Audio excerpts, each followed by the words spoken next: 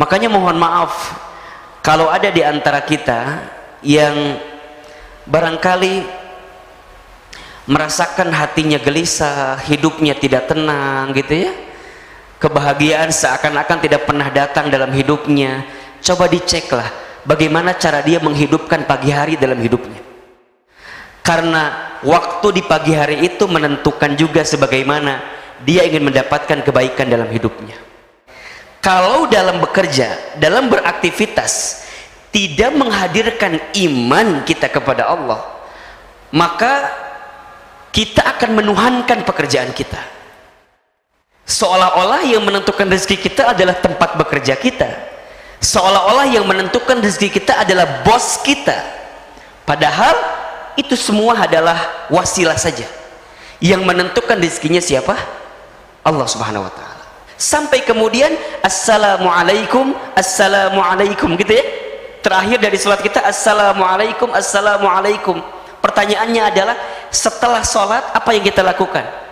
Apakah semakin menjadi pribadi yang menebar salam, menebar ketenangan, menebar kedamaian, menebar kesejukan, atau mohon maaf sebaliknya?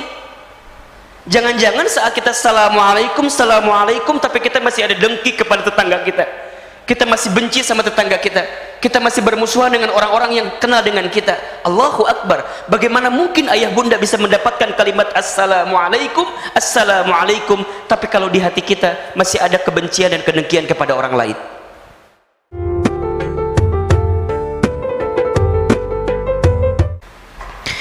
Bismillahirrahmanirrahim.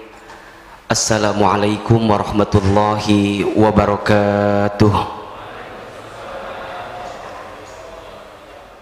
Alhamdulillah, segala puji kita panjatkan kepada Allah, segala bentuk syukur kita haturkan kepada Allah yang pada kesempatan subuh hari ini Allah masih melembutkan hati kita, meringankan langkah kita, dan memberikan kesempatan kepada kita untuk menunaikan sholat subuh berjamaah di masjid. Mudah-mudahan sholat subuh yang kita tunaikan hari ini menjadi sholat subuh yang diterima oleh Allah Subhanahu wa Ta'ala, dan insya Allah menjadi sholat subuh terbaik dari sekian banyak sholat subuh yang pernah kita tunaikan.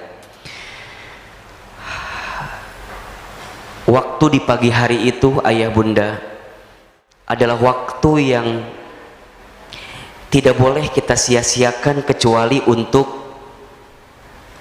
menghadirkan kebaikan dan kebaikan. Karena waktu subuh atau waktu pagi hari ini adalah waktu yang sangat istimewa. Ada beberapa keterangan, misalnya waktu subuh itu atau waktu pagi itu adalah waktu di mana Nabi Shallallahu Alaihi Wasallam mendoakan khusus untuk umatnya di pagi hari. Kalau yang berdoa adalah baginda Nabi Shallallahu Alaihi Wasallam, berarti hal ini menunjukkan begitu istimewanya waktu di subuh hari atau waktu di pagi hari. Ahilman, apa doanya? Nabi pernah berdoa bismillahirrahmanirrahim, Allahumma barik li ummati fi bukuriha. Allahumma barik li ummati fi bukuriha. Kata Nabi, ya Allah, berikanlah keberkahan untuk umatku di pagi harinya. Coba bayangkan, Nabi berdoa keberkahan untuk umatnya yang menghidupkan waktu di pagi hari. Artinya, jika ayah bunda hadirin dan juga pemirsa MRBJ TV yang menyaksikan melalui channel YouTube di pagi hari ini menghidupkan kebaikan di pagi hari, di situ ada doa kebaikan dan keberkahan dari baginda Rasulullah Sallallahu Alaihi Wasallam. Maka orang tua kita dulu seringkali bilang, jangan bangun kesiangan, nanti rezeki diambil tetangga gitu ya. dipatok ayam, itu kan menggambarkan memang disitulah ada keberkahannya, memang disitulah waktu yang luar biasa dalam kehidupan kita yang perlu kita jaga setiap hari dalam hari-hari yang kita jalani. Makanya mohon maaf kalau ada di antara kita yang barangkali merasakan hatinya gelisah, hidupnya tidak tenang gitu ya, kebahagiaan seakan-akan tidak pernah datang dalam hidupnya. Coba diceklah bagaimana cara dia menghidupkan pagi hari dalam hidupnya, karena waktu di pagi hari itu menentukan juga sebagaimana dia ingin mendapatkan kebaikan dalam hidupnya. Terus apa yang perlu kita hadirkan amalan-amalannya? Ya tentu kalau yang wajib ya sholat subuh berjamaah di masjid. Barang siapa yang menunaikan sholat subuh berjamaah di masjid, maka di hari itu dia sedang mendapatkan fi zimmatillah, penjagaan dari Allah subhanahu wa ta'ala. Orang yang sholat subuhnya terjaga, maka dia akan dijaga dalam kehidupannya. Selain itu, misalnya kita bisa naikin lagi dengan ta'lim seperti ini. Kita pernah mendapatkan keterangan barang siapa yang sholat subuh, setelah itu kemudian dia tidak beranjak dari tempat duduknya, dia zikir, dia merenung, dia bertaqarrub kepada Allah sampai datangnya waktu syuruk. Setelah itu dia menunaikan sholat 2 rakaat, kemudian dia keluar dari tempatnya itu, maka dia mendapatkan pahala haji dan umroh taman, sempurna. Allahu Akbar. Setelah itu kemudian dia lanjutkan dengan sedekah misalnya, dengan infak misalnya. Kita mendapatkan keterangan yang lain. Kata Nabi sallallahu alaihi wasallam, "Ma min yaumin tusbihul ibadu illa malakani yanzilani." Perhatikan ini. Ini hadis yang bisa menguatkan ayah bunda untuk merutinkan infak sedekah setiap pagi. Ya, "Ma min yaumin," kata Nabi sallallahu alaihi wasallam, tidak ada satu hari pun tusbihul ibadu yang datang di pagi harinya kepada seorang hamba, illa kecuali malakani yanzilani, ada 2 malaikat yang turun, ada 2 malaikat yang turun kepadanya. Ahilman, apa yang malaikat itu lakukan? Allahu Akbar. Ternyata malaikat itu berdoa. 2 malaikat itu berdoa. Apa doanya? Malaikat pertama berdoa, Allahumma a'ti munfiqan khalafa. Ya Allah, berikanlah munfiqan kepada orang yang berinfak. Kapan? Di waktu pagi tadi atau di hari itu tadi. Apa? Khalafa, ganti yang lebih baik dari apa yang dia infakkan. Dan malaikat kedua berdoa, Allahumma a'ti mumsikan talafa. Ya Allah, berikanlah mumsikan kepada orang yang pelit, medit, koret, kopet, buntut kasir, meregehese, pokoknya kayak gitulah ya. Apa? Talafa, sesuatu yang barangkali menghancurkan atau membinasakan dalam kehidupannya.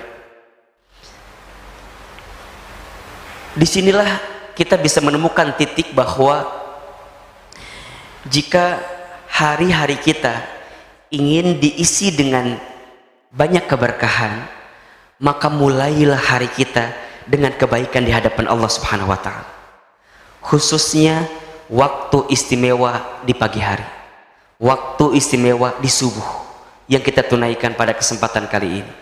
Maka ayah bunda bapak ibu, di awal kajian ini saya menasihati diri saya sendiri, kemudian ayah bunda semua, mudah-mudahan kita diistiqomahkan oleh Allah Subhanahu wa ta'ala ya, diistiqomahkan menghadirkan amal-amal istimewa di waktu subuh seperti ini gitu ya.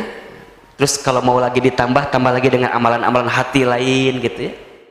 Kalau saya biasanya membiasakan gitu ya, kalau setelah sarapan gitu kumpul dengan keluarga, saling mengucapkan kalimat terima kasih sesama keluarga kita gitu. Terima kasih bunda ke istri kita, terima kasih ayah bunda ke suami kita, ke anak-anak gitu. Mulai dengan menghadirkan amalan-amalan hati yang bisa membersihkan hati kita gitu. Termasuk kalau kita pernah punya salah, merasa banyak salah gitu ya, belajar juga untuk minta maaf. Termasuk kalau ada orang yang punya salah sama kita, belajar untuk memaafkan kesalahannya.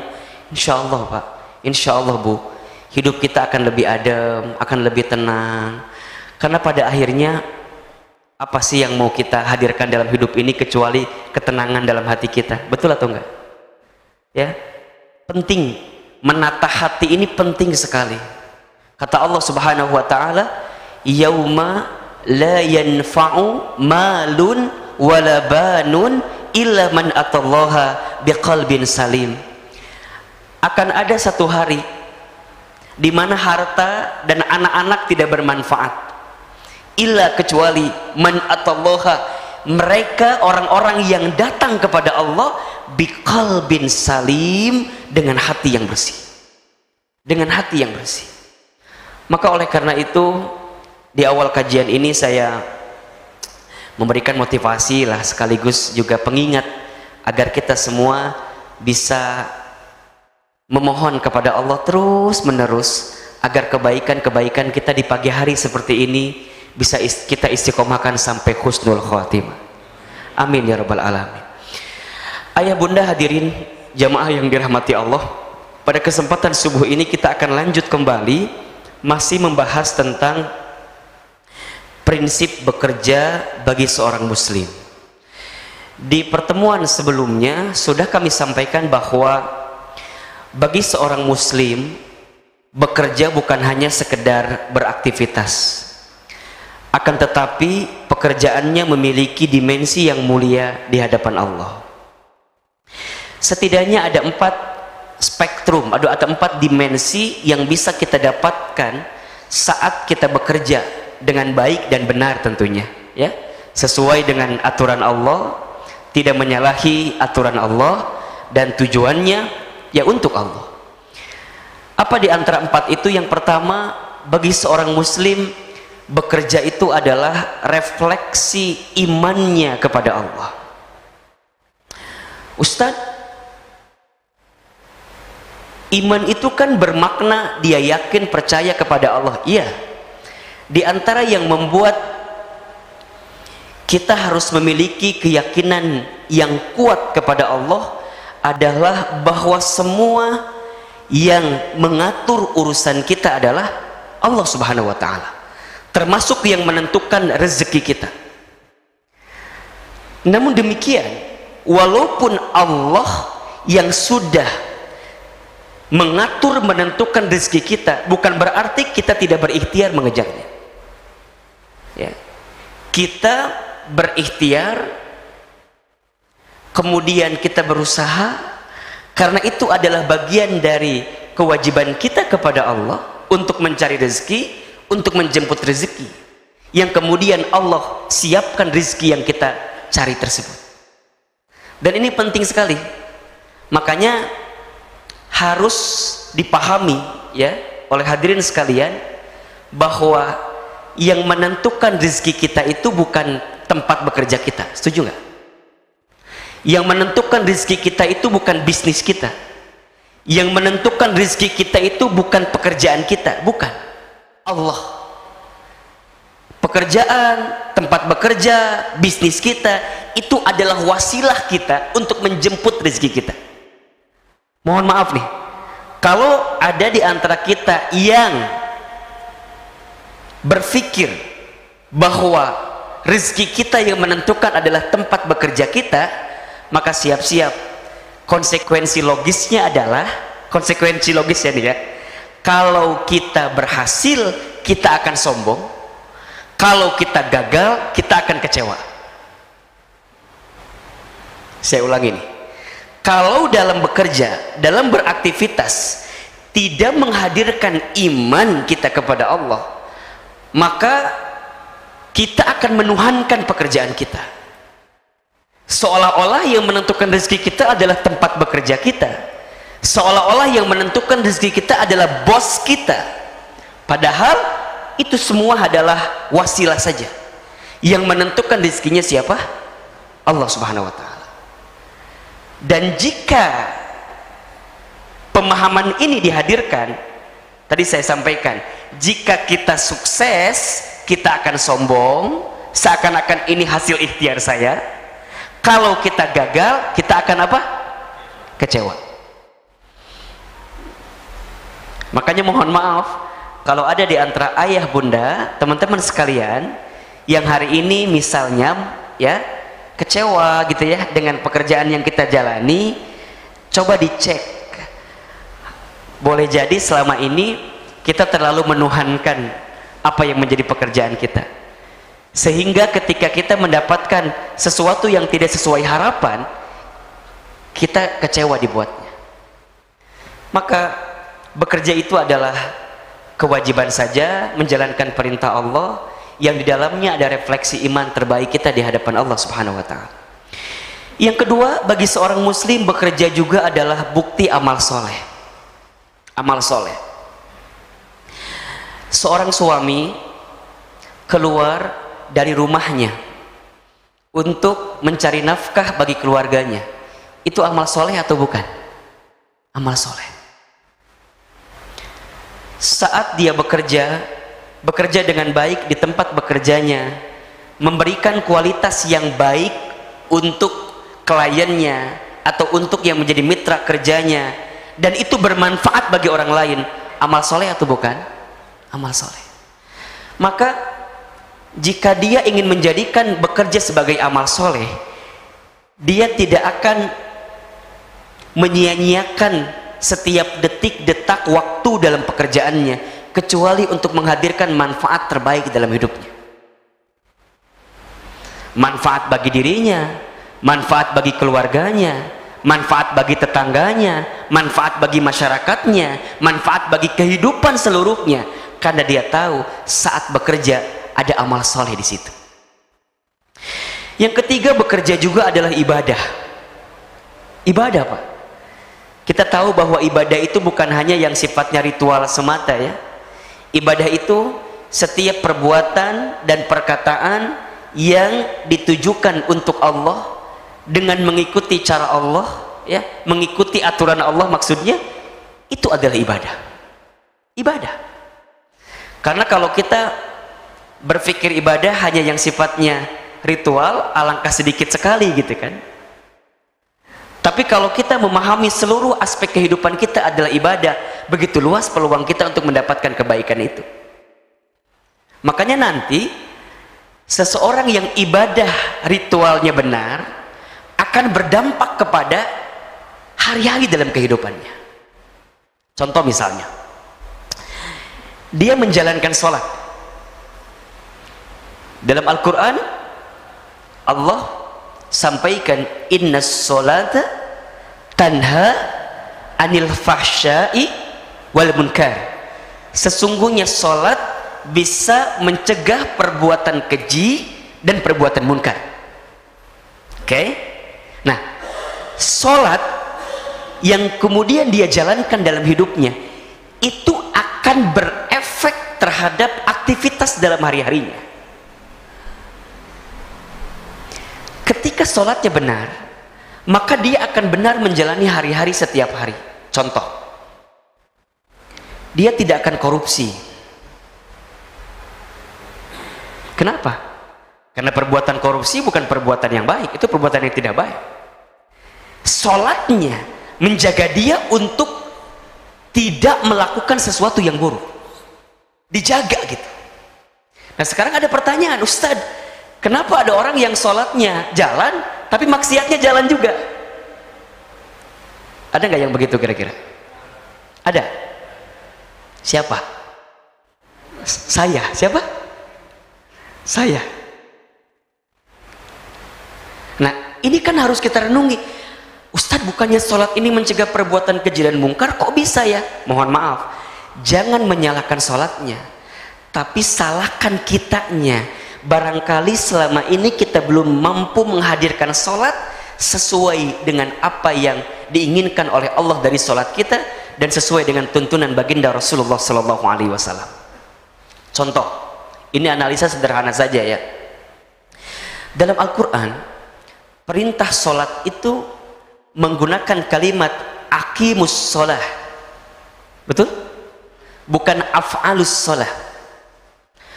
Mendirikan sholat bukan melaksanakan sholat. Sekarang saya mau tanya, mendirikan dengan melaksanakan beda atau sama? Beda. Bedanya di mana? Di situ. Ya, baik. Di mana bedanya? Di situ. Baik. Mendirikan dengan melaksanakan beda. Kalau melaksanakan hanya fokus pada pelaksanaannya, tapi kalau mendirikan itu bicaranya komprehensif. Ada pra-nya sebelum, ada ketika dilaksanakannya, dan ada ba'da dilaksanakannya. Bicara sholat ini adalah ibadah yang harus mencakup ruang lingkup yang komprehensif. Harus benar tata cara kita sebelum menunaikan sholat. Berarti apa diantaranya? Wudhu kita, ya. Apalagi misalnya ketepatan awal waktu sholat kita. Mohon maaf ya, awal waktu dengan tepat waktu beda atau sama? Beda. Di mana bedanya?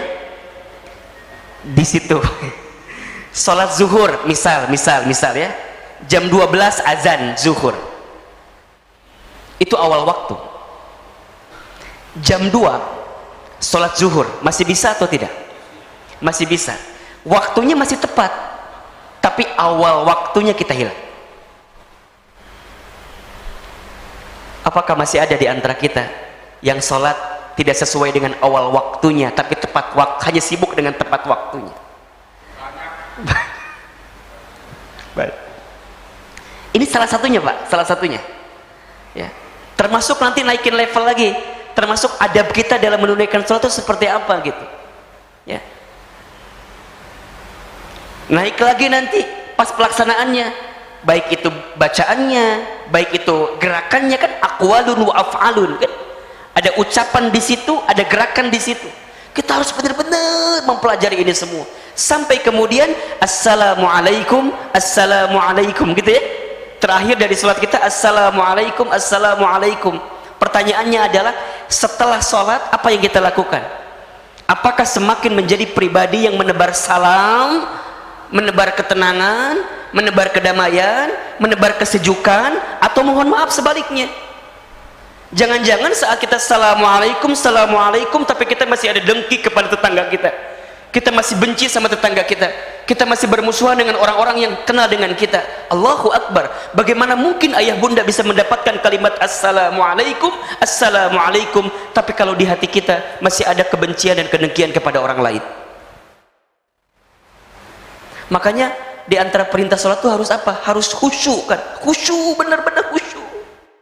Saat kita mengangkat tangan Allahu Akbar, Allah yang maha besar, itu bentuk, kalau dalam bahasa tasawuf itu bentuk kepasrahan kita kepada Allah, bahwa setelah aku sholat tidak ada yang aku pikirkan dalam urusan hidup ini kecuali Allah subhanahu wa ta'ala. Sesibuk apapun pekerjaannya, Allahu Akbar, dia tinggalkan pekerjaannya. Kemudian dia baca gitu ya, ada percakapan yang luar biasa ketika dia baca Al-Fatihah. Kan disebutkan dalam hadis, Al-Fatihah itu adalah satu ungkapan antara hambanya dengan Allah subhanahu wa ta'ala, dan begitu pun juga dengan Allah kepada hambanya. Di situ luar biasa, Pak. Coba Bapak renungi itu bacaan Al-Fatihah, dalam sekali maknanya. Ketika Bapak Ibu berkata atau berdoa membaca Bismillahirrahmanirrahim dengan menyebut namamu ya Allah yang maha pengasih lagi maha penyayang, apa maknanya? Ya Allah, kalau hari ini dalam hidup hamba ada orang yang menyakiti hati hamba, ada orang yang melukai perasaan hamba, ada keadaan hidup yang barangkali menyulitkan hamba, hamba tidak akan sedih ya Allah, karena hanya ada Engkau yang maha pengasih lagi maha penyayang. Coba, sedalam itu. Kalau Bapak Ibu misalnya bekerja, di tempat bekerjanya mungkin kecewa karena atasannya, karena gajinya, karena salarinya, karena aktivitasnya, kita merasa sakit dengan hal itu. Kemudian kita berkata saat Al-Fatihah itu, Bismillahirrahmanirrahim, ya Allah, dengan menyebut namamu yang maha pengasih lagi maha penyayang.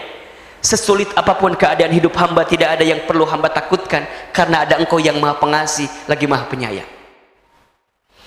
Alhamdulillahirabbil alamin. Segala puji bagimu ya Allah. Tidak ada yang pantas aku puji kecuali Engkau ya Rabb. Lepas kemelekatan dalam diri kita, lepas kesombongan dalam diri kita. Apa itu? Pangkat, jabatan, harta, kedudukan, lepas. Karena dia mengucapkan kalimat alhamdulillahirabbil alamin. Tidak ada yang berhak dipuji dalam diri ini ya Rabb, kecuali pujian hanya milikmu ya Allah. Berarti belajar tidak sombong, belajar tidak ujub, yakin gitu. Sekarang bagaimana mungkin ada seseorang yang setiap saat membaca Al-Fatihah tapi masih ada kesombongan dalam dirinya, dalam hatinya. Dia belajar untuk tidak merasa gitu ya, tidak merasa apa? Tidak merasa pintar, tidak merasa kaya, tidak merasa segalanya.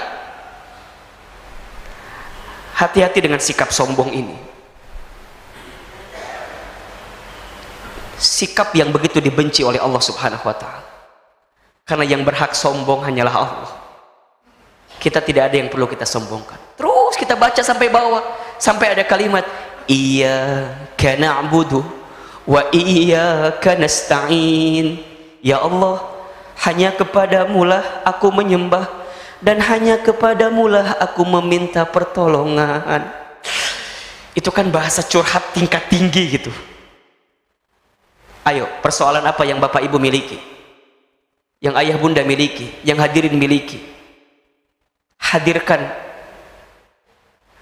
permintaan terbaik kita kepada Allah dalam sholat kita, termasuk dalam bacaan Fatihah kita. Setelah selesai baca, kemudian kita ruku kan? Ruku itu menunjukkan tentang ketundukan, ketaatan, kepatuhan kita kepada Allah. Setelah itu kita sujud. Sujud itu Masya Allah kepasrahan seorang hamba kepada Allah. Meletakkan kepala yang biasa di atas itu di bawah, pasrah sepasrah-pasrah. Makanya kalau sedang sujud itu ya adalah tempat terbaik kita gitu, untuk banyak memohon, meminta kepada Allah Subhanahu wa ta'ala.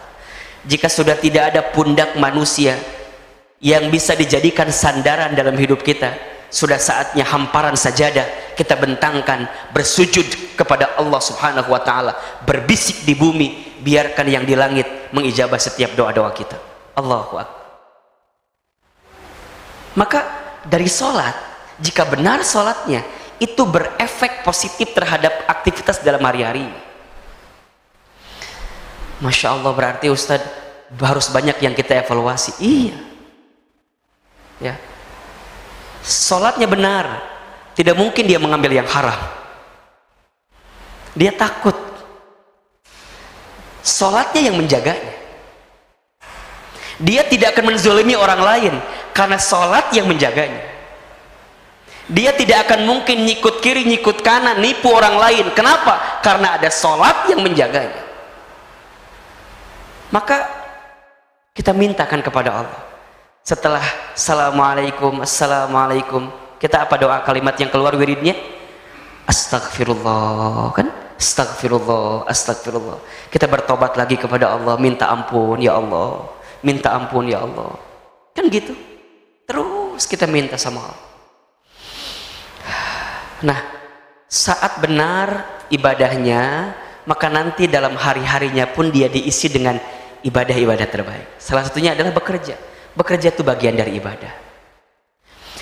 Setelah itu, bagi seorang muslim bekerja adalah bentuk jihad fisabilillah. Berjuang di jalan Allah. Ya, berjuang untuk menjaga dirinya ya, dari kemiskinan, dari kesulitan, dan itu luar biasa. Makanya ayah, para suami, antum yang bekerja, ketika antum bekerja, di situ Allah siapkan pahala yang luar biasa. Disebutkan dalam satu keterangan, apabila seseorang yang keluar dari rumahnya untuk mencari nafkah bagi keluarganya, kemudian dia merasa lelah, capek dengan pekerjaannya itu, sampai dia pulang ke rumah, maka dosanya diampuni oleh Allah Subhanahu wa ta'ala. Coba bayangkan, Ustadz, gimana kalau kita bekerjanya nggak benar? Nah, sekarang itu pertanyaannya, bagaimana mungkin kita bisa diampuni oleh Allah sedangkan pekerjaannya kita nggak benar? Berarti cara bekerja kitanya juga harus benar. Coba diperhatikan 4 poin ini. Kira-kira di antara ayah bunda, bapak ibu yang hari ini bekerja sudah menghadirkan pekerjaan kita mendapatkan kebaikan 4 hal ini atau belum? Refleksi iman, dengan bekerja makin tinggi nggak iman kita, makin meningkat nggak iman kita? Jangan-jangan makin bekerja makin turun iman kita. Kalau dengan bekerja makin turun iman kita karena urusan dunia kita, coba diperhatikan, ada yang salah di situ. Harusnya dengan bekerja dia makin, oh begitu banyak ya nikmat Allah, begitu besar ya anugerah Allah, gitu. Maka nanti ya, prinsip yang perlu dihadirkan secara umum adalah bekerja itu adalah aktivitas untuk mencari karunia Allah. Ini penting sekali. Fa idza qudiyatis sholatu fantashiru fil ardi wabtagu min fadlillah wazkurullaha katsiran la'allakum tuflihun, ya. Wabtagu min fadlillah, untuk mencari karunia Allah. Mencari karunia Allah. Ya. Kita mulai ya. Bismillah. Nih prinsip bekerja secara rinci saya akan turunkan. Pertama, bekerjalah dengan niat tulus dan lurus karena Allah. Kita mengembalikan konsep dasar dari aktivitas kehidupan kita. Harus bersandar dan meniatkan segala apapun hanya untuk Allah Subhanahu wa ta'ala. Dalam Al-Quran di surat Al-An'am ayat 162, Allah Subhanahu wa ta'ala berfirman, yang kemudian ini harus menjadi guidance dalam kehidupan kita. Qul, katakanlah ya, inna sholati wa nusuki wa mahyaya wa mamati lillahi rabbil alamin. Wahai hambaku, sesungguhnya ketika engkau menunaikan apapun yang kamu lakukan, ya, katakanlah sesungguhnya sholatku, ibadahku, hidupku dan matiku hanya untuk Allah, Tuhan semesta alam. Ini mengembalikan kita kepada titik dasar yang perlu dipahami oleh setiap manusia dalam menjalankan aktivitas. Bapak, ibu, ayah, bunda, jangan pernah mengecilkan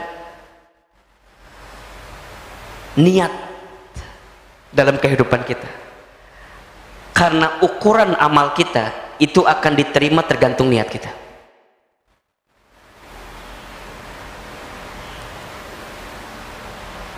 Niat belok, ya, maka akan belok juga hasilnya. Orientasi hidup belok, maka akan salah juga kita menjalani kehidupan ini. Biasanya yang seringkali membelokkan hati ini dari Allah adalah urusan dunia kita. Betul tidak? Ada kecintaan kita kepada urusan selain Allah yang melebihi kecintaan kita kepada Allah. Apa di antaranya, ahilman? Di antaranya bisa ayah bunda lihat di surat At-Taubah ayat 24. Hal-hal atau faktor-faktor yang seringkali lebih kita cintai gitu ya, yang kemudian membelokkan niat kita atau orientasi hidup kita dari Allah Subhanahu wa ta'ala.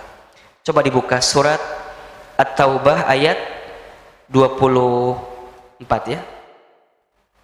Saya bantu buka ya kalau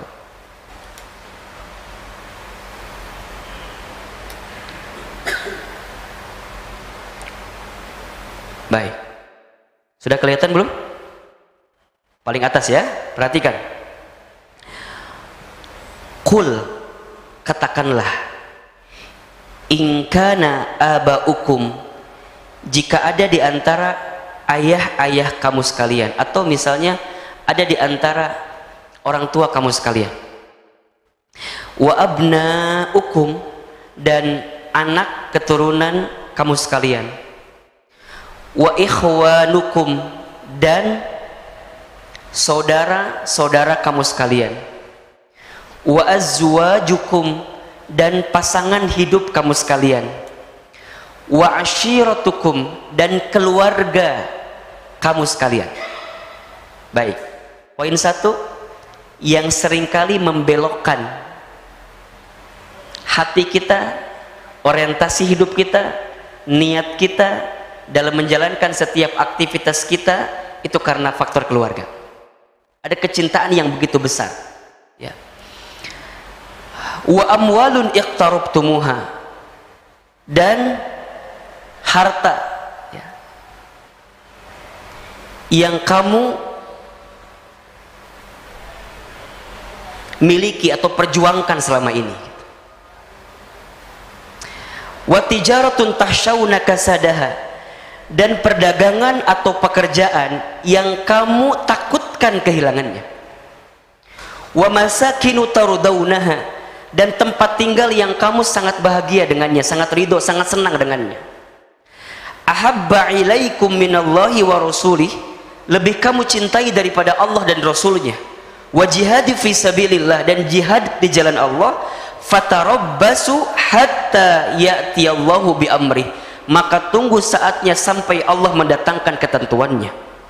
Wallahu la yahdil qaumal fasikin, dan Allah tidak memberikan petunjuk kepada kaum yang fasik, kepada orang-orang yang fasik.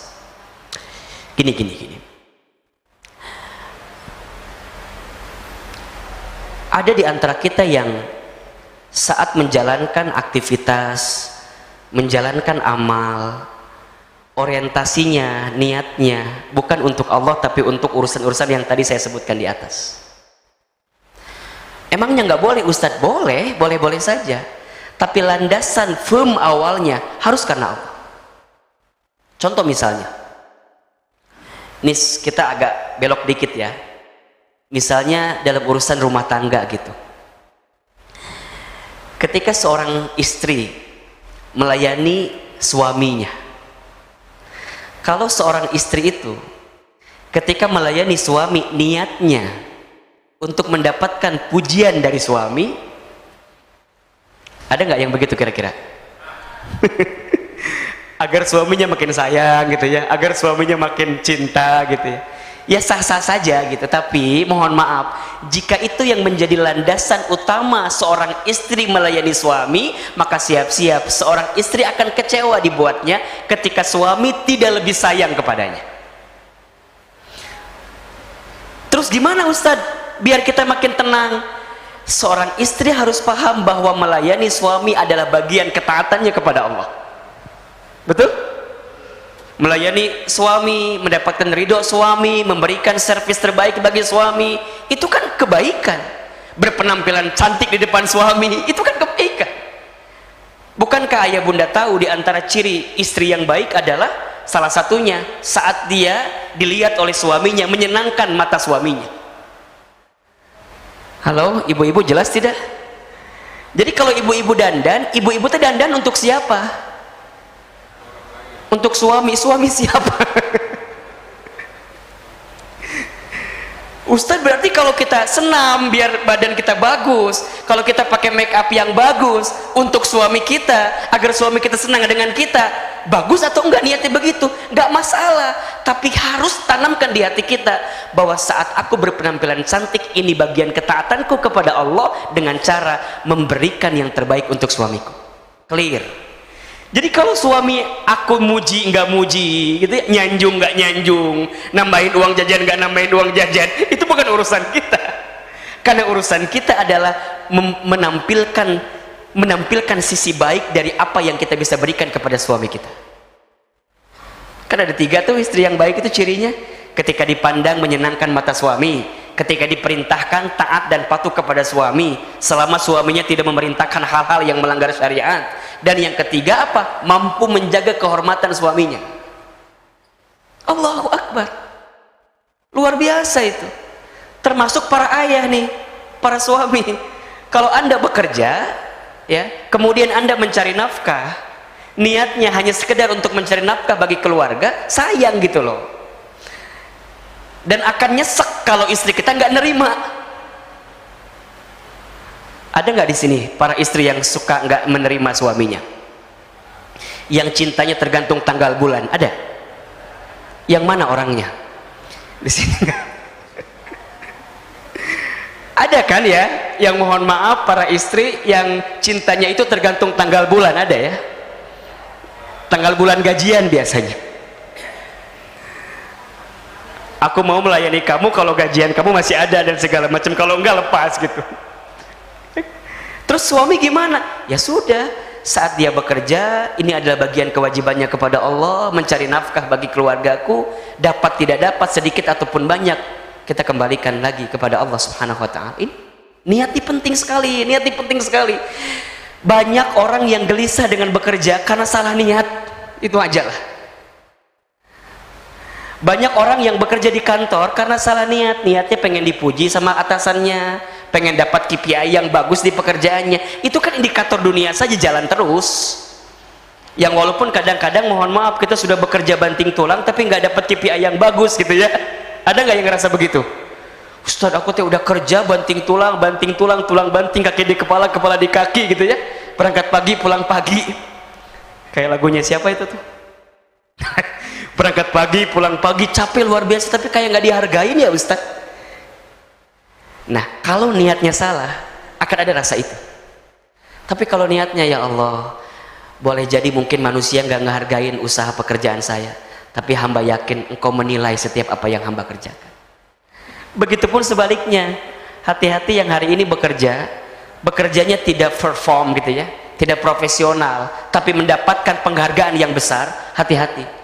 Di sisi lain ada orang yang dizolimi karena ulah kita. Jadi ada orang yang bekerjanya rajin, tapi dia tidak mendapatkan penghargaan yang layak. Ada orang yang bekerjanya zalim, dia bekerjanya tidak baik, tapi mendapatkan penghargaan yang melebihi daripada apa yang dia dapatkan. Zalim di situ. Oh Ustaz kan nggak ada bos saya. Ini ada bahasa begitu tuh. Kalau dilihat kerjanya serius, kalau nggak dilihat kerjanya nyantai-nyantai. Hati-hati. Faman ya'mal mithqala dzarratin khairan yarah wa may ya'mal mithqala dzarratin syarran yarah. Barang siapa yang berbuat kebaikan walaupun sebesar biji zarah, Allah akan menilai kebaikan itu. Dan barang siapa yang berbuat kejahatan, keburukan, kejelekan, orang tidak melihat misalnya, disembunyikan, dirahasiakan rapat-rapat, Allah menilai kejelekan itu. Berarti nanti ada sikap-sikap yang lainnya gitu ya, dia merasa taqarrub gitu ya, dia merasa ditatap, diawasi oleh Allah. Dia ada proyek, dia bisa tanda tangan, dia bisa ambil, tapi dia takut gitu loh, takut. Tapi kan nggak ada yang ngelihat Ustaz, di bawah tangan, di bawah apa? Di bawah meja. Kemudian sekarang apalagi ditransfer kan, pakai rekening saudaranya, kan nggak ketahuan gitu loh, nggak bisa. Karena di sininya sudah kuat gitu loh. Aku bekerja niatnya untuk Allah, lurus untuk Allah. Makanya Bapak Ibu nih, hadirin yang dirahmati Allah, kalau benar niat kita dalam bekerja, kita akan semangat dalam bekerja. Setelah selesai sholat subuh gitu ya, kemudian kita ta'lim sedikit sebentar, kemudian kita keluar, kemudian ke rumah, siap-siap berangkat bekerja gitu. Jadi dia penuhi dulu hak Allah. Dia tidak akan mungkin mengedepankan urusan dunianya, meninggalkan hak Allahnya, tidak. Dia akan hadirkan juga kebaikan-kebaikan sebelum dia bekerja. Begitu banyak orang yang hanya sibuk dengan urusan dunia, dia melupakan kewajibannya kepada Allah. Yang dia pikirkan adalah dunia. Maka disebutkan dalam sebuah keterangan, barang siapa yang bangun dari tidurnya di pagi hari, yang dia pikirkan adalah dunia, maka siap-siap dia akan dibuat lelah dengan memikirkan urusan dunia. Set, coba Bapak Ibu bangun, set, yang dipikirin apa di sini? Nanti meeting dengan siapa? Nanti ketemu klien siapa? Aduh, target belum tercapai, gitu ya. Kenapa Ahilman dalam sekali bicara ini? Karena saya pernah mengalami di fase itu, Pak. Saya pernah ada di fase saya begitu sibuk dengan urusan dunia. Bayangkan saya rumah di Sentul, Pak. Saya kerja di Sudirman. Kalau masuk jam 8 pagi, saya berangkat jam berapa kira-kira? Tapi kan Ustadz, itu kan untuk mengejar karir segala macam. dipikir-pikir sebenarnya nggak masalah ya, asalkan kemudian saat kita menjalankan aktivitas itu benar-benar diniatkan dengan cara yang baik gitu. Kan niatnya hanya sekedar dapat ujian gitu ya, dapat penghargaan, dapat karir. Yang jadi bikin kecewa ketika semua yang kita lakukan itu tidak mendapatkan hasil dalam kacamata kita. Habis ya waktunya ya? Lanjut nggak kira-kira nih? Sedikit ya, kita lanjutin ya. Ada sesuatu yang hampa gitu ya. Pernah nggak Bapak Ibu di titik atau di fase hampa gitu? Ini ngapain sih gitu? Jadi kayak ada pertanyaan di hati, ini sebenarnya apa yang saya cari sih sebenarnya gitu. Pernah nggak di titik itu? Ada yang pernah merasakan di titik itu ya? Nah, kalau ada yang pernah merasa di titik hampa itu saatnya kita back to Allah gitu, kembali ke Allah gitu. Barangkali orientasi kita selama ini salah gitu. Makanya kalau ada yang nanya ke saya ya, Ustadz, untuk mengukur apakah pekerjaan ini baik atau tidak, selain melihat halal haramnya gitu, apa kira-kira? Jawaban saya simpel. Jawabannya adalah apakah apakah pekerjaan itu membuatmu makin dekat dengan Allah atau tidak gitu. Itu aja. Contoh misalnya sholat gitu ya, yang kebayang sama kita. Kalau dengan bekerja itu membuat kita bisa menjaga sholat kita, insya Allah ada kebaikan dari pekerjaan itu. Tapi kalau dengan pekerjaan kita, tapi kita dengan mudah, dengan gampang melalaikan sholat kita, boleh jadi ada yang perlu dievaluasi dari apa yang kita kerjakan selama ini. Titik ini harus ayah bunda pemirsa yang di MRBJ TV itu pahami gitu ya, bahwa bekerja ini adalah bagian refleksi kebaikan kita di hadapan Allah. Maka niatnya kudu benar, karena segala perbuatan kan tergantung niatnya. Bapak Ibu barangkali sering mendengar hadis ini kan ya,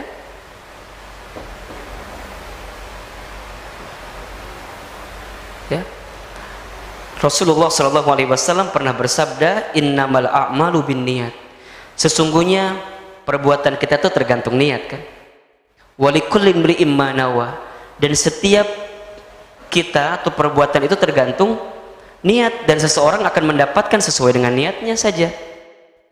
Faman kanat hijratuhu ilallahi wa rasulihi fahijratuhu ilallahi wa rasulihi. Barang siapa yang hijrahnya, yang setiap perbuatannya ditujukan untuk Allah dan Rasulnya, maka dia akan mendapatkan kebaikan Allah dan Rasulnya ketika dia menjalankan aktivitas itu.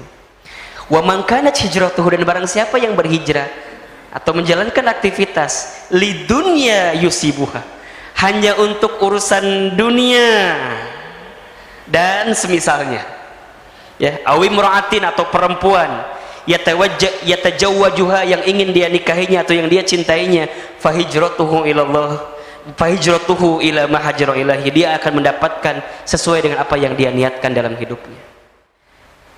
Bapak Ibu bekerja niatnya untuk dapat harta, mungkin dapat. Ada yang punya rumah, ada yang punya kendaraan, dapat nggak? Dapat, dunianya dapat. Tapi mohon maaf, khawatir pahalanya nggak dapat gitu. Jadi gimana? Shifting. Kita perbaiki lagi. Jika ada niatan-niatan kita yang belum lurus kepada Allah Subhanahu wa Ta'ala, apapun itu, dimanapun, apapun profesinya, niatnya kudu kenceng, kudu lurus hanya kepada Allah. Dan jangan pernah meremehkan niat, tadi saya sampaikan, karena niat ini adalah amalan hati yang akan mendapatkan pahala kebaikan di hadapan Allah. Dari hadis riwayat Al-Bukhari dari Abu Hurairah radhiyallahu an, Allah Azza wa Jalla berfirman kepada malaikat pencatat amal, bila hambaku berniat melakukan perbuatan jelek, janganlah kalian catat dulu. Jika dia telah mengerjakannya, barulah kalian tulis sebagai satu kejelekan. Bila hambaku berniat melakukan perbuatan baik, tapi tidak jadi melaksanakannya, catatlah sebagai satu kebaikan. Jika dia mengamalkannya, catatlah kebaikan itu 10 kali lipat. Masya Allah. Ayah bunda hadirin, catatan amal kebaikan kita itu ya, dicatat dengan sistem accrual basis gitu. Kalau dalam akuntansi, accrual basis itu baru sekedar niat, sudah dicatat kebaikannya. Kita berbuat kebaikan, ditambah lagi pahala kebaikannya. Tapi kalau kejelekan atau kejahatan, catatannya menggunakan sistem cash basis, baru dicatat setelah kita melakukannya. Jadi gimana Ahilman? Jadi jangan sungkan-sungkan untuk punya niatan yang baik dalam hidup ini. Dalam bekerja, walaupun hari ini kita boleh jadi mungkin ya pekerjaan kita belum seideal apa yang kita inginkan, tapi boleh jadi di mata Allah ada yang baik dari apa yang kita kerjakan. Jangan mengukur tingkat keberhasilan pekerjaan kita itu dari gaji yang kita dapatkan.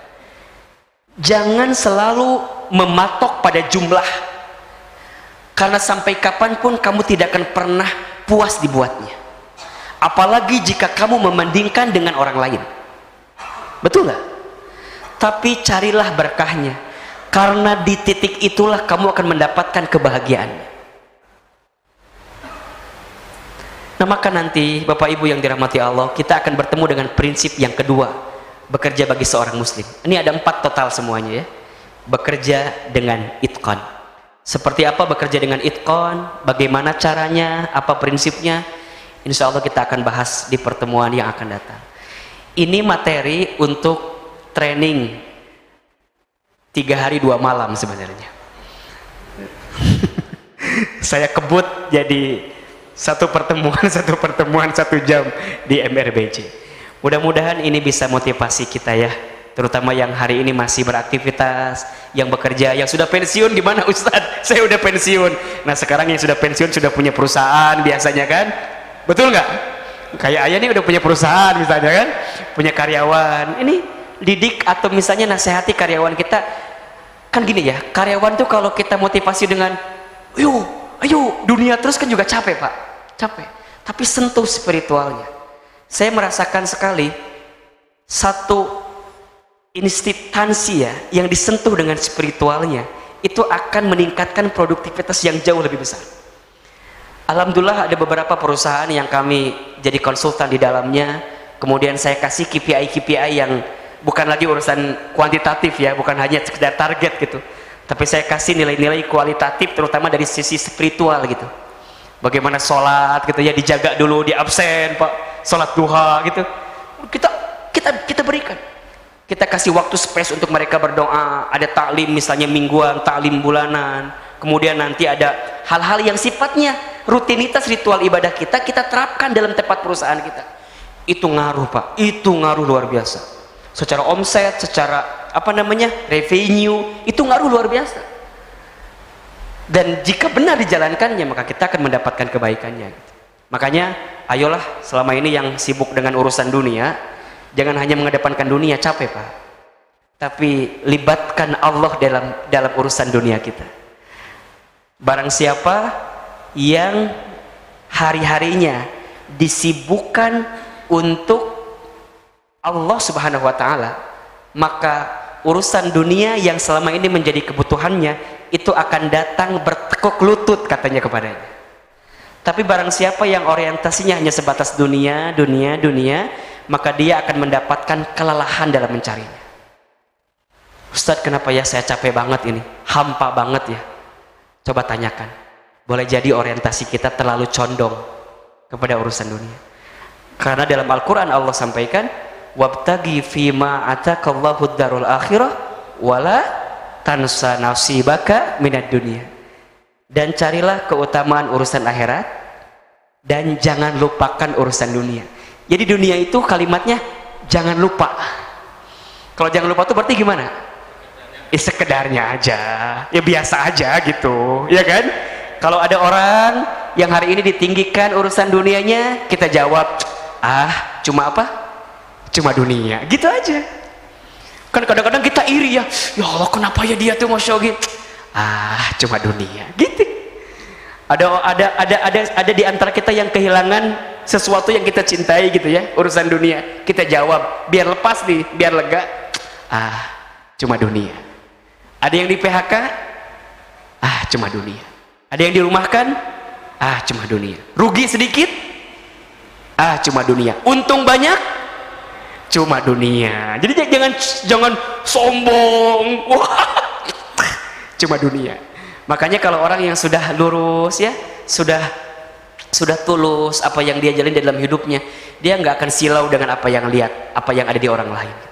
Karena cuma titipan aja yang ada di orang itu. Betul nggak? Jabatan, pangkat, kedudukan, harta kekayaan itu hanyalah titipan. Dan seseorang yang baik ketika dititipi adalah ketika dia mampu menjaga titipannya dan mampu bertanggung jawab di hadapan Allah dengan titipan yang diberikan kepadanya. Barakallahu fikum, mudah-mudahan bermanfaat dan bisa menjadi motivasi untuk kita semua. Terakhir silahkan kalau ada yang mau menambahkan atau yang mau menyempurnakan dari apa yang kami sampaikan, silakan. Terima kasih. Assalamualaikum warahmatullahi wabarakatuh. Ini mengenai masalah bekerja. Pada saat kita mengerjakan pekerjaan tersebut cukup bergairah dan mendapatkan hasil yang baik begitu, tetapi dalam perjalanan hidup ternyata apa yang kita kerjakan tersebut tidak sesuai dengan keridhaan Allah begitu. Jadi ada hal-hal yang lemah dalam yang melemahkan ibadah begitu, sehingga bertekad meninggalkannya. Namun dalam perjalanan hidup berikutnya bahwa ternyata keputusan yang diambil tadi kayaknya belum cukup didukung oleh alasan-alasan baik, sehingga kita belajar lagi. Ada wawasan-wawasan lain yang seharusnya kita tidak meninggalkan pekerjaan tersebut. Nah, bagaimanakah sikap kita di dalam ini? Apakah kita kembali kepada pekerjaan tersebut? Nah, dengan sendiri sanksinya, wah tadinya kita sebagai profesi ini kita tinggalkan dengan alasan untuk dia kepada Allah, tapi kemudian kita kerjakan kembali. Itu satu. Dan yang kedua, dalam masalah sholat ini Ustaz, di dalam masalah sholat ini kita berusaha untuk membaca dan memahami sebanyak mungkin apa yang dibaca di dalam sholat. Namun kalau kita mencari jalan yang ringkas, ya kita bacalah yang pendek-pendek saja, kurang sudah sepanjang.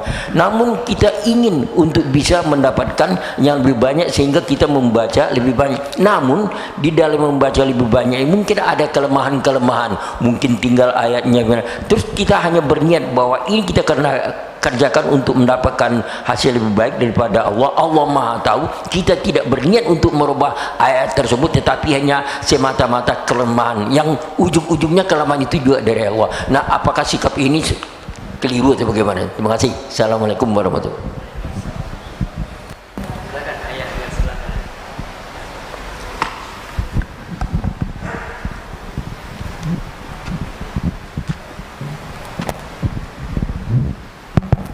Assalamualaikum warahmatullahi wabarakatuh. Tadi Pak Ustadz katakan bahwa bekerja adalah amal. Bekerja adalah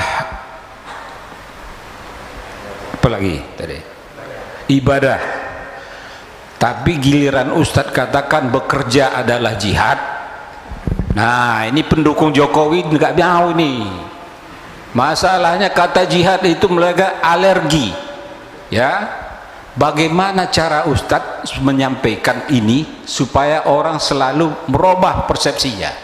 Jangan dikatakan jihad itu harus berjuang, berperang atau apapun namanya dengan kekerasan. Ini nanti akan dikaitkan mereka lagi. Oh, ini khilafah, kesana ini jadinya. Gimana kira-kira Pak Ustadz menyampaikan ini supaya umat tahu bahwa jihad itu bukan hanya berperang. Demikian. Assalamualaikum warahmatullahi wabarakatuh. Assalamualaikum warahmatullahi wabarakatuh. Saya hanya satu aja ya. Kalau nggak salah tempoh hari Ustadz mengatakan umat Islam itu tertinggal ya. Kalau tertinggal, kita kan perlu strategi ya. Nah, saya sangat memberikan apresiasi apa yang disampaikan dalam ceramah yang sebelumnya gitu ya. Karena kita ini kan sudah ada semuanya kok, tahajud dan sebagainya ya.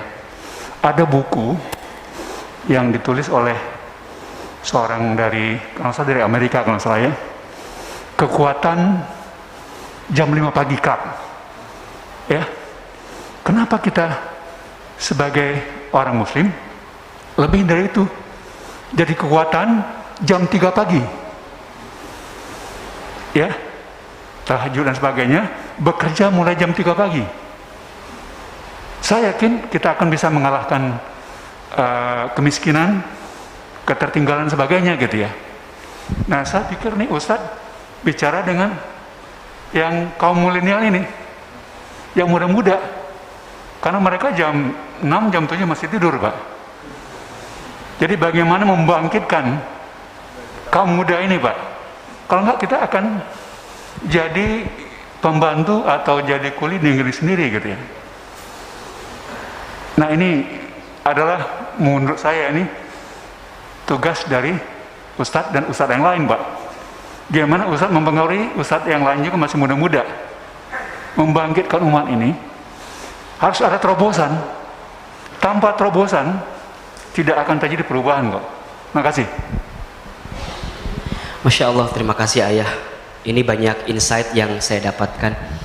Pertama saya mau sedikit menjawab ya yang Ayah sampaikan. Pertama, ridho Allah itu bagaimana mengukurnya? Oke, saya kasih yang sederhana jawabannya ya.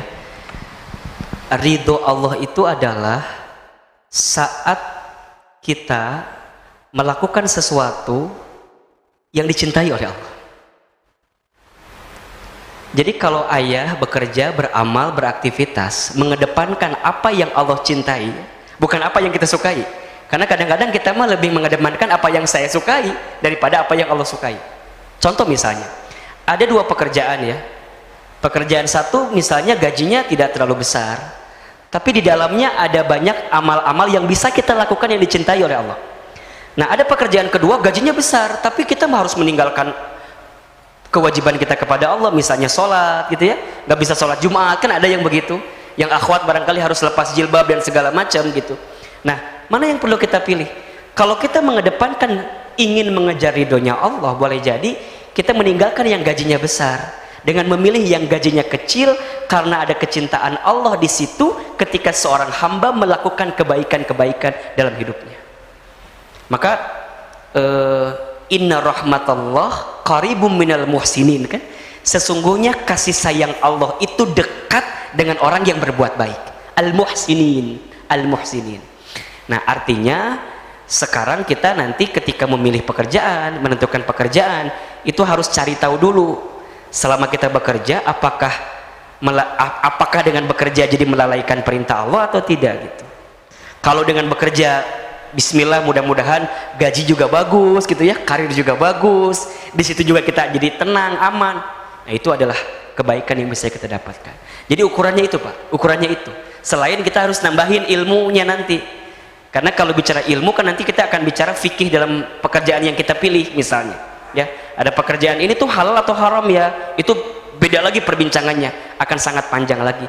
Disinilah butuh ilmu. Dan nanti ingat, setelah itu nanti akan ada level yang namanya maqasidus syariah. Maqasidus syariah itu adalah tujuan-tujuan syariat yang Allah inginkan dari setiap perintah dalam kehidupan kita. Tidak mungkin Allah itu memerintahkan atau melarang kita kepada sesuatu kecuali memang ada tujuannya dari Allah. Contoh misalnya, kenapa kita harus kalau berdagang, kenapa kita harus memastikan timbangan kita gitu ya? Tidak boleh mengurangi timbangan. Jawabannya adalah karena jika kita mengurangi timbangan, berarti akan ada orang yang dizolimi oleh kita. Kalau ada orang yang pernah dizolimi oleh kita, kemudian dia tidak ridho dengan kezoliman kita, dan kita belum sempat membersihkan setiap apa yang pernah kita perbuat kepadanya, dan dia bawa sampai nanti hari kiamat, dia akan laporkan kepada Allah, dan kita masuk kategori muflis namanya. Apa itu muflis? Orang yang bangkrut. Siapa orang yang bangkrut itu? Kata Nabi SAW, orang yang bangkrut adalah orang yang ketika hari kiamat dia membawa pahala sholatnya, baca Qurannya, sodakohnya, semua kebaikannya, tapi di belakangnya ada orang yang menyampaikan kepada Allah tentang kezalimannya. Ya Rob, dia memang baik, dia memang soleh, tapi selama hidup dia pernah menzolimi saya, dia pernah mengambil harta saya, dia pernah nyikut saya, dia pernah ngebully saya, dia pernah nyakitin saya, dan saya sakit ya Rob, kata orang itu. Allah berikan pahala sholatnya dari dia kepada orang yang pernah dia zolimi. Makanya urusan muamalah tuh Pak jangan dianggap sepele ya, karena ini urusan yang bisa panjang gitu. Betul nggak? Bapak urusan harta Pak ya, urusan harta. Adik kakak waktu kecil bermain bersama, ketika besar bisa berantem gara-gara urusan harta. Betul nggak? Teman dekat, teman karib Pak, teman karib kemana-mana bareng, gara-gara urusan harta ada masalah, bisa jadi musuhan seumur hidup tuh gara-gara urusan harta. Ya suami istri ajalah ya, dari awal pernikahan jatuh cinta luar biasa, pertengahan pernikahan dan segala macamnya ada masalah keuangan, ada masalah rumah tangga, ekonomi, bisa belok. Makanya cara mengukurnya adalah ridho Allah itu, kira-kira waktu saya mengerjakan ini ada perintah Allah yang saya tinggalkan atau tidak, ada kewajiban saya kepada Allah yang saya lalaikan atau tidak. Jadi gimana caranya Ustaz? Berarti tinggal rubah aja. Kalau sekarang kita sudah bekerja di tempat A dan kita masih bisa di sana, dan kita bisa memperbaiki kehidupan kita ya selama ini, ya perbaiki di situ. Insya Allah kita bisa mengundang ridho Allah yang lainnya. Contoh lain misalnya, ridho Allah fi ridhol walidain wa sukhtullah fi sukhtil walidain. Ridhonya Allah ada pada ridhonya orang tua, murka bencinya Allah ada pada murka bencinya orang tua. Cek bagaimana cara kita memuliakan orang tua kita saat ini gitu. Karena begitu banyak orang, seorang anak yang sibuk dengan bekerja, dia lupa sama orang tuanya. Banyak gak? Banyak. Termasuk terhadap keluarga kita. Begitu banyak para suami karena workaholic kalau bahasa kita ya, bekerja luar biasa sehingga dia zolim sama keluarganya. Dia tidak memberikan nafkah, bukan hanya lahir ya, batin kepada keluarganya. Ayah yang bekerja, tapi ayah tak punya waktu untuk menyapa dan berkomunikasi dengan anak ayah. Hati-hati, zolim juga itu. Berarti gimana Ustaz? Harus punya waktu komunikasi, apalagi seorang ayah ya. Al-ummu madrasatul ula, ibu itu sekolah yang pertama, tapi kepala sekolahnya siapa? Ayah. Yang bikin grand design kurikulum itu adalah ayah. Hari ini banyak seorang ayah yang hanya sekedar menjadi ATM berjalan. Apa itu ATM berjalan? Kalau butuh duit baru bilang sama siapa? Baru bilang sama ayahnya. Ayahnya tak hadir di rumahnya. Ini nasihat untuk saya juga, otokritik bagi saya juga. Saya jadi kangen sama anak saya jadinya. Ayo, jangan-jangan, tapi kan Ustadz buat nyari nafkah bagi keluarga. Keluarga bukan hanya butuh duit, keluarga bukan hanya butuh materi, tapi yang paling penting butuh kasih sayang, butuh perhatian, butuh komunikasi. Dan kalau bapak ibu belajar tentang ilmu parenting, psikologi keluarga, ternyata seorang ayah yang kemudian dia punya anak, kalau seorang anaknya tidak punya banyak waktu untuk komunikasi ya dengan ayahnya, maka akan ada kecenderungan yang negatif terhadap anak itu. Contoh misalnya, saya pernah baca, kalau ada anak laki-laki yang dia tidak dekat dan tidak sering komunikasi dengan ayahnya, maka saat dia tumbuh dewasa, anak laki-laki ini akan kehilangan sikap kelaki-lakiannya. Apa biasanya laki-laki itu sikap dasarnya? Pemberani, tanggung jawab, gitu kan? Setia. Kalau setia tergantung ya. Tergantung suaminya yang seperti apa gitu. Ya. Kan ada yang, jadi kalau dia melempem, putus asa, nggak semangat, coba cek di mana ayahnya selama ini. Pentingnya kehadiran seorang ayah. Begitupun seterusnya, jika dia punya anak perempuan dan anak perempuan itu tidak dekat atau tidak sering komunikasi dengan ayahnya, maka saat dia tumbuh remaja, tumbuh dewasa, dia akan mudah menyerahkan hatinya kepada laki-laki yang datang kepadanya. Jadi kalau ada laki-laki yang suka sama dia akan kehilangan portofolio gitu. dia kehilangan model laki-laki yang baik karena ayahnya tidak ada dalam matanya gitu. Tapi kalau dia dekat sama ayahnya, dia sering komunikasi sama ayahnya, maka ketika ada laki-laki yang senang sama dia, dia akan bilang, kalau aku akan memilih laki-laki yang mirip seperti ayahku. Bapak kalau punya anak perempuan, pasti pengen anak perempuan kita tuh dapat jodohnya kayak saya gitu, kayak kita gitu ya nggak?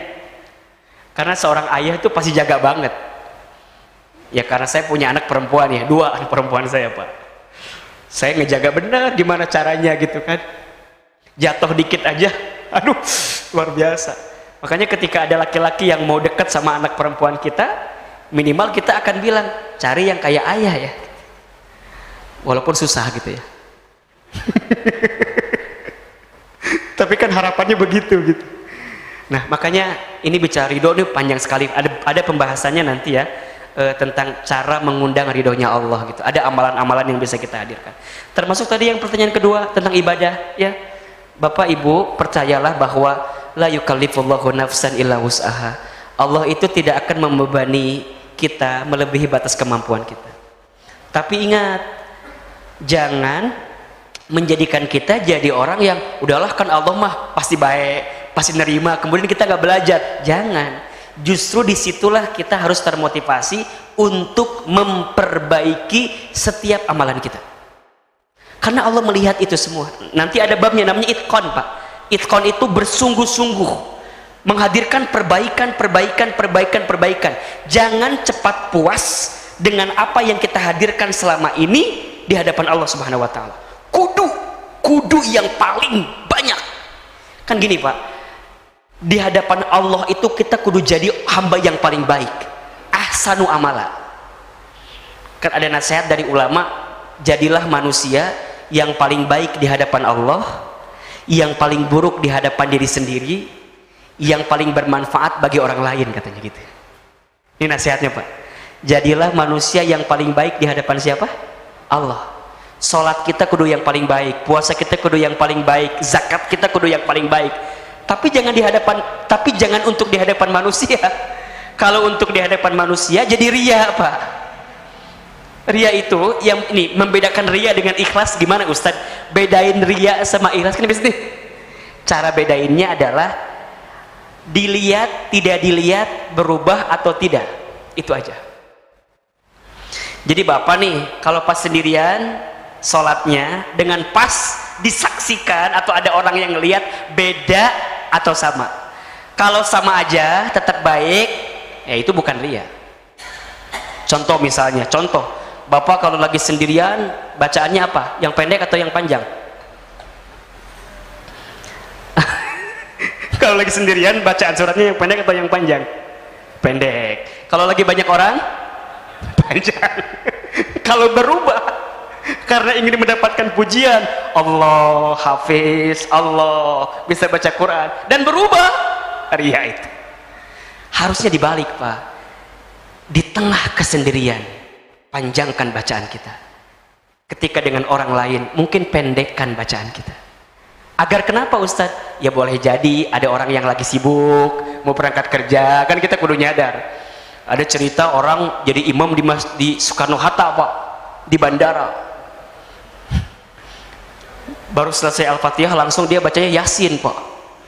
Itu yang lagi makmum langsung selesai Pak. Takut ketinggalan pesawat kata. Ada yang nanya, Ustadz yang salah makmumnya atau imamnya? Ya dua-duanya salah. Imamnya juga nggak nyadar gitu. Ternyata makmum nggak tahu, padahal si imam cuma baca 1 ayat doang. Yasin, Allahu Akbar gitu. Jadi jangan suuzon dulu Pak, jangan suuzon dulu gitu. Allahu Akbar walillahilhamd. Jadi gitu ya Pak. Jadi tenang, Allah tuh maha baik. Kalau kata guru saya, hirup mah ulah lieur cenah, Allah mah maha bager gitu cenah. Itu kata guru saya, hirup mah ulah lieur, Allah mah maha bager. Hidup mah jangan sulit lah, Allah mah maha baik. Tapi kita harus menghadirkan kebaikan-kebaikan. Sama ada orang yang begini, Bapak mungkin pernah baca ya, atau pernah dengar hadis ini. Barang siapa yang membaca Al-Quran, jika lancar bacaannya mendapatkan 1 pahala gitu kan, jika tidak lancar mendapatkan 2 pahala. Ada orang, Ustaz, saya mau yang tidak lancar aja biar 2 pahala. Itu hadis jangan digeneralisir, Pak. Itu motivasi agar yang hari ini masih terbata-bata baca Quran untuk tetap baca Quran. Bukan berarti menghilangkan kewajiban dia untuk belajar. Belajarnya jalan terus gitu ya. Kemudian baca Qurannya jalan terus. Jelas, Pak? Baik. Kemudian nah saya tidak mau menyebutkan nama ya, Pak. Takut masuk delik aduan nanti. Nah, jadi Ustadz memang memahami jihad itu, kan jihad itu artinya bersungguh-sungguh ya, bersungguh-sungguh, Pak. Dalam setiap aspek kehidupan kita kudu bersungguh-sungguh. Saya tunjukkan satu ayat dulu deh, walaupun ini pembahasannya untuk pekan depan ya. Oke, perhatikan di sini ya. Ada surat Al-Ankabut ayat 69. Walladzina jahadu, dan orang-orang yang berjihad fina, untuk mencari keridhaan kami. Di sini tidak disebutkan apa yang tadi ayah harus memahami jihad itu dengan berperang. Tidak, mencari keridhaan. Semua aktivitas yang di dalamnya diisi untuk mencari keridhaan Allah dengan sungguh-sungguh dijalankannya, maka itu berpahala jihad. Seseorang yang belajar, menuntut ilmu, sungguh-sungguh menuntut ilmunya, ada keridhaan Allah di situ, jihad atau bukan? Jihad. Ada kok hadisnya. Barang siapa yang keluar dari rumahnya untuk menuntut ilmu, maka dia mendapatkan pahala jihad fi sabilillah hatta yarji, sampai kemudian dia kembali ke rumahnya. Jadi hari ini nih ayah bunda nih lagi jihad. Jihad nunggu sarapan. Sarapannya diakhirkan. Makin lama ngajinya, makin tekun, makin susah, makin sulit, makin besar pahalanya. Inna idhomal jazai ma'a idhomal balai. Sesungguhnya besarnya pahala tergantung besarnya ujian. Kata Imam Syafi'i radhiyallahu an, ya, rahimahullah, barang siapa yang pernah merasakan lelah, sakit, capek ketika belajar, maka dia akan mendapatkan manisnya dari belajar itu. Makanya teman-temanku yang milenials, kalau anda sekarang sedang belajar, sedang kuliah, Ustaz capek banget ya, susah banget ya, banyak banget tugasnya ya, kalem aja, pahalanya besar. Sekarang kan lagi belajar online ya Pak ya. Online tuh lagi belajarnya lebih susah atau lebih gampang Pak? Yang lebih capek atau lebih nyantai Pak? Yang capek katanya orang tuanya juga ya. Bapaknya juga. Berarti ibu bapaknya juga sedang apa? Sedang berjihad. Wahai bunda yang hari ini anda menemani anak anda sekolah di rumah via online, anda juga sedang berjihad. Jihad dari apa? Jihad dari susahnya nemenin anak kita. Kesel, gini aja nggak tahu. Kata anaknya, ibu tahu nggak? Ibu juga nggak tahu. Katanya. Ujungnya searching di Google, jawabannya ini. Jihad.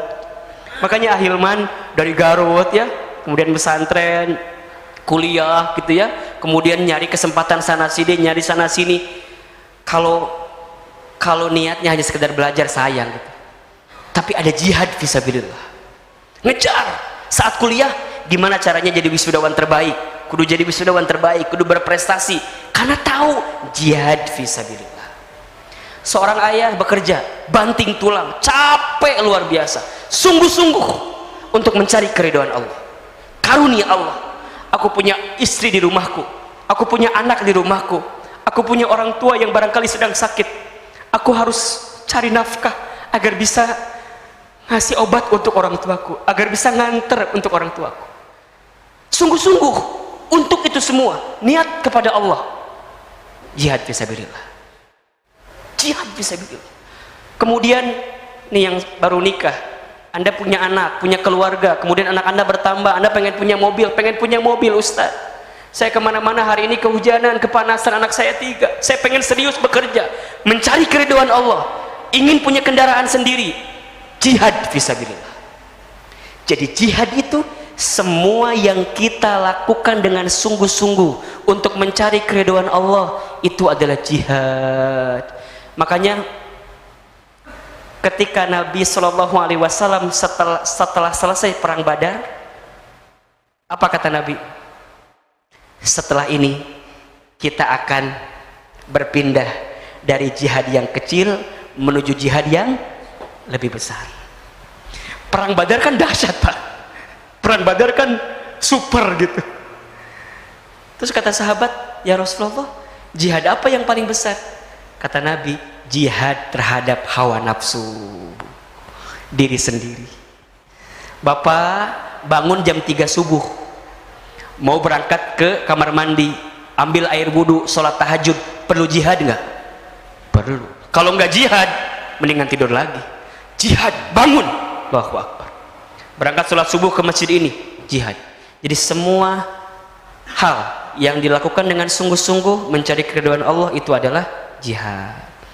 Termasuk tadi yang pertanyaan ketiga, Masya Allah bagus sekali. Makanya tadi di awal kajian saya mengingatkan tentang pentingnya waktu di subuh hari, di pagi hari. Tadi ayah tambahkan sebelum subuh, Ustaz, ya, di sepertiga malam. Saya paling senang baca surat Al-Isra ayat 79,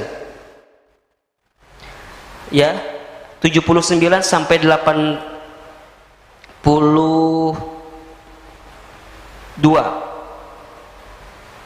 Perhatikan, 79 atau mungkin 78 juga bisa lah ya. Perhatikan nih, di 78-nya perhatikan, aqimis sholata liduluki syamsi ila ghasaqil laili wa qur'anal fajr inna qur'anal fajri kana mashhuda. Dirikanlah salat dari mulai terbit matahari sampai terbenam matahari sampai malam, wa qur'anal fajr, dan bacalah Al-Qur'an di waktu fajar. Perhatikan di sini, berarti memahaminya harus universal ya. Setiap aktivitas yang ketika waktu fajar mendekatkan kita kepada Allah, termasuk baca Al-Quran, termasuk kajian, termasuk ta'lim, termasuk belajar yang di dalamnya ada Al-Quran ya, ada hal-hal yang bisa mendekatkan kita kepada Allah. Inna Qur'anal fajri kana mashhuda, sesungguhnya bacaan Al-Quran di waktu fajar itu kana mashhuda, disaksikan. Artinya Bapak Ibu sekalian, saat kita menghadirkan amalan-amalan terbaik, belajar terbaik, ya, mungkin pernah dengar almarhum B.J. Habibie pernah cerita katanya ya, bagaimana pola belajar beliau itu ternyata sebelum subuh. Jeniusnya luar biasa. Bapak Ibu nih, kalau kita punya anak-anak yang memang ingin dihadirkan bagaimana cara belajar yang efektif, cobalah belajar sebelum subuh itu. Dan itu juga yang menjadi kebiasaan kami. Jadi kami dulu ketika sekolah ya, ketika kuliah Pak, alhamdulillah izin Allah, kami waktu kuliah itu nggak pinter-pinter banget lah gitu ya, cuman ya jadi wisudawan terbaik aja gitu ya. IPK juga nggak gede-gede banget, cuman 3,98 waktu itu ya, lulus gitu, izin Allah. Di antara kebiasaan kami itu kan kalau siang kita sibuk lah dengan organisasi dan segala macam, jadi biasanya sebelum tidur saya membaca apa yang tadi saya pelajari di siang hari, saya baca. Kemudian nanti saya bangun lebih subuh ya, lebih pagi dibanding teman-teman yang lain, saya baca apa yang saya akan pelajari di hari itu. Jadi ketika UTS, ketika UAS saya jarang belajar sebenarnya teman-teman sekalian. Ketika UTS UAS saya sibuknya ngajarin orang, jadi orang banyak yang belajar dengan kita, walaupun saya bingung juga apa yang harus saya sampaikan. Tapi ternyata Pak, kualitasnya bukan dari belajarnya, tapi kualitasnya ada pada titik di mana kita minta kepada Allah di sepertiga malam itu. Makanya ada keterangan lain yang mungkin Bapak bisa jadi patokan, wa may yattaqillah yaj'al lahu makhraja, dan barang siapa yang bertakwa kepada Allah, Allah akan bukakan jalan keluar. Jadi titik utamanya bukan belajarnya, tapi menghadirkan ketakwaannya di hadapan Allah Subhanahu wa taala. Karena orang yang bertakwa itu linier dengan kemampuan daya serap dalam pikirannya. Saya contohkan yang lain misalnya ya. Maka mungkin Bapak Ibu tahu lah ya. Kanda kakak kami Ustadz Adi Hidayat misalnya. Beliau satu pesantren dengan saya Pak, di Darul Arqam di Garut. Beda 4 tahun atau 5 tahun angkatannya dengan saya. Saya di bawah, saya juniornya beliau gitu. Masya Allah, di antara kebiasaan yang beliau lakukan selama di pesantren memang begitu luar biasa gitu ya. Akhlaknya, alimnya, baiknya. kami sebagai adik kelas tuh seringkali mengidolakan gitu. Jadi kakak kelas idola tuh ya Ustadz Adi gitu. Makanya hari ini beliau jadi ulama terkemuka, kami nggak kaget karena Masya Allah selama di pesantren itu juga begitu Pak. Tinggal di asrama masjid, kemudian juga belajarnya tekun luar biasa, adab akhlaknya luar biasa gitu. Maka nggak kaget, dan itu yang kemudian menjadi tesis kita hari ini. Ketakwaan itu linier ya dengan kecerdasan seseorang. Ya sampai beliau bisa menghafal Al-Quran ya, posisinya dan segala macamnya. Itu bukan buah dari IQ-nya semata gitu, tapi ada ketakwaan yang bisa dihadirkan di dalamnya gitu. Dan ini juga penting. Makanya tadi sepakat sekali dengan apa yang ayah sampaikan. Kalau seandainya kita bisa menghidupkan waktu sepertiga malam gitu ya, Masya Allah. Tambah lagi sampai ke bawah nih, nanti Bapak baca aja ya sampai ke ayat 82, ayat 78 Al-Isra sampai 82. Di sini Masya Allah ya, tentang keutamaan sholat tahajud atau sholat malam, yang mudah-mudahan dengan membaca ini ayah bunda bisa menjaga keistiqomahan dalam sholat malam. Insya Allah sudah 6:30 ini. Ada yang mau disampaikan lagi? Silakan.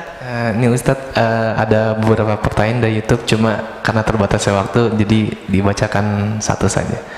Assalamualaikum Ustadz. Gimana kalau kita tunda aja untuk bulan depan ya? Untuk bulan depan. Bulan depan ya? Oh iya. Oke, baik.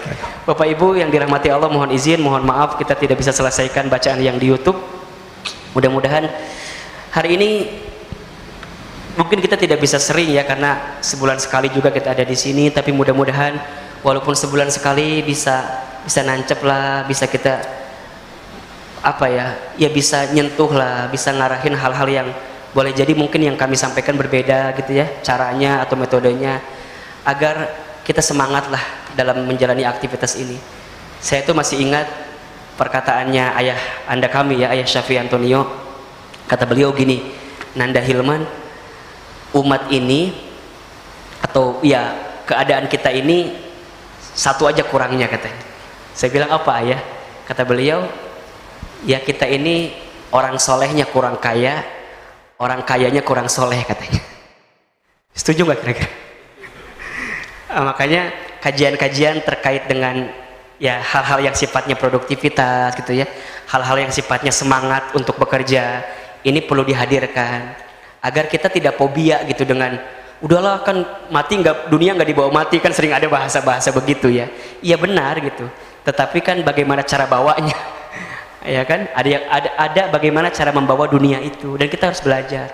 Kita tidak bisa pungkiri hidup kita di dunia, maka saat kita menjadi khalifah di dunia, kita harus hadirkan kebaikan-kebaikan selama Allah titipkan ya usia kepada kita saat ini. Maka oleh karena itu Bapak Ibu, Ayah Bunda, teruslah berproduktif, bekerja, berbisnis, insya Allah ada kebaikan, karena Allah menyukai orang yang bekerja keras, menyukai orang yang bersungguh-sungguh dalam setiap amal perbuatannya. Dan tentu mukmin yang kuat lebih Allah sukai daripada mukmin yang lemah. Bicara kuat bukan hanya fisik ya, tapi kuat seluruh bidangnya, baik fisiknya, baik hartanya, baik kedudukannya, baik politiknya, semua. Bagaimana caranya agar Islam semakin besar, semakin memberikan kontribusi terhadap kehidupan ini. Kita harus menghadirkan insan-insan di dunia Islam juga sebagai bagian-bagian kebaikan itu, termasuk anak-anak mudanya, milenialnya. Makanya terima kasih kepada pengurus yang alhamdulillah izin Allah memberikan juga amanah kepada Al-Fakir untuk menemani teman-teman di Indonesia di MRBJ, agar kita berikan semangat. Anak muda itu agents of change ya, agen perubahan. Kalau kamu ingin melihat bagaimana bangsamu ke depan, lihat anak mudanya. Lihat anak mudanya. Kata Ali bin Abi Thalib, laisal fata may yaqulu kana abi, walakinnal fata may yaquluha anada. Pemuda itu bukan mengatakan ini bapak saya, tapi pemuda itu yang mengatakan ini adalah saya. Artinya mereka yang berdikari, mereka yang berjuang, mereka yang berusaha yang terbaik dalam kehidupannya. Mudah-mudahan bermanfaat. Terima kasih banyak atas perhatiannya. Terakhir mari sama-sama kita berdoa kepada Allah, mudah-mudahan Allah limpahkan keridhoannya, rahmatnya, berkahnya kepada kita semua. Al-Fatihah. Auzubillahi. Alhamdulillahirabbil alamin. Iyyaka na'budu wa iyyaka nasta'in. Shiratal ladzina. Istighfar 3 kali. Astagfirullahaladzim, astagfirullahaladzim, astagfirullah. A'udzubillahi minasyaitonirrajim. Bismillahirrahmanirrahim. Alhamdulillahirabbil alamin, hamdan syakirin, hamdan na'imin, hamdan yuwafi ni'amahu wa yukafi mazidah. Allahumma ighfir lil muslimina wal muslimat wal mu'minina wal mu'minat al ahya'i minhum wal amwat innaka sami'un qaribun mujibud da'wat ya qadiyal hajat. Allahumma inna nas'aluka salamatan fid din wa afiyatan fil jasad wa ziyadatan fil ilmi wa barakatan fil rizqi wa taubatan qabla al maut wa rahmatan 'inda al maut wa maghfiratan ba'da al maut. Allahumma hawwin alaina fi sakaratil maut wan najata minan nari wal afwa indal hisab. Allahumma inna nas'aluka ilman nafi'an wa rizqan thayyiban wa amalan mutaqabbala. Allahumma kfina bihalalika an haramika wa aghnina bifadlika amman siwak. Allahumma inna nas'aluka ridhaka wal jannah wa na'udzubika min sakhatika wan nar. Allahumma barik lana fi Rajab wa Sya'bana wa balighna Ramadan. Allahumma barik lana fi Rajab wa Sya'bana wa balighna Ramadan. Allahumma barik lana fi Rajab wa Sya'bana wa balighna Ramadan. Allahumma in kana rizqi fil ardi fa ahrijhu wa in kana fis sama'i fa anzilhu wa in kana haraman fatahhirhu wa in kana ba'idan faqaribhu wa in kana mu'assiran fayassirhu wa in kana qalilan fakasirhu. Ya Allah ya Rabbal alamin, Rabbana dhalamna anfusana wa illam taghfir lana wa tarhamna lanakunanna minal khasirin. Rabbana taqabbal minna innaka antas samiul alim wa tub alaina innaka antat tawwabur rahim. Rabbana atina fid dunya hasanah wa fil akhirati hasanah wa qina azabannar. Subhana rabbika rabbil izzati amma yasifun wassalamun alal mursalin walhamdulillahi rabbil alamin. Ayah bunda hadirin jamaah, terima kasih banyak atas perhatiannya. Mudah-mudahan Allah sehatkan kita semua, Allah jaga kita semua, dan Allah istiqomahkan kita semua dalam kebaikan.